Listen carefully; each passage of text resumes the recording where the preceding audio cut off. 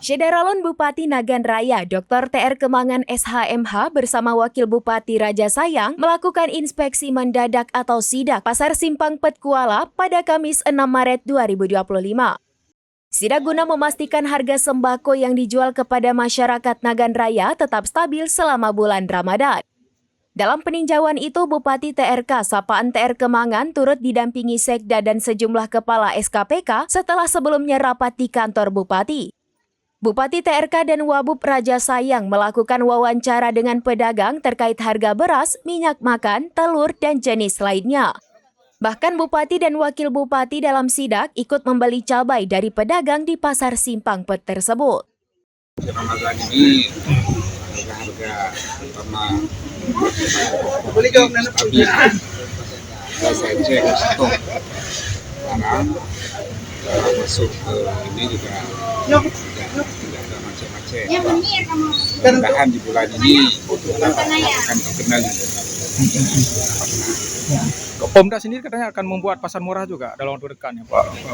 Ya, waktunya nanti ditetapkan oleh dinas terkait 4 titik dalam bulan Ramadan ini. Mungkin harapan kita sedikit lagi Pak dengan harga-harga yang menjelang Lebaran juga dalam bulan Ramadan. Harga-harga sedikit harapan Ya, mudah-mudahan harga ini stabil. Ada lonjakan harga yang tidak menguntungkan terutama masyarakat. Kita berharap hanya tim pengendalian daerah ini jadi tiap hari saya suruh turun ke lapangan untuk kita laporkan. Bupati TRK mengatakan dirinya bersama Wakil Bupati meninjau pasar, memastikan langsung sejumlah bahan pokok dan setelah dicek harga selama Ramadan stabil.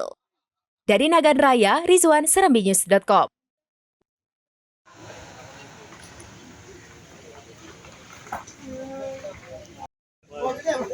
Kayak dia mencun.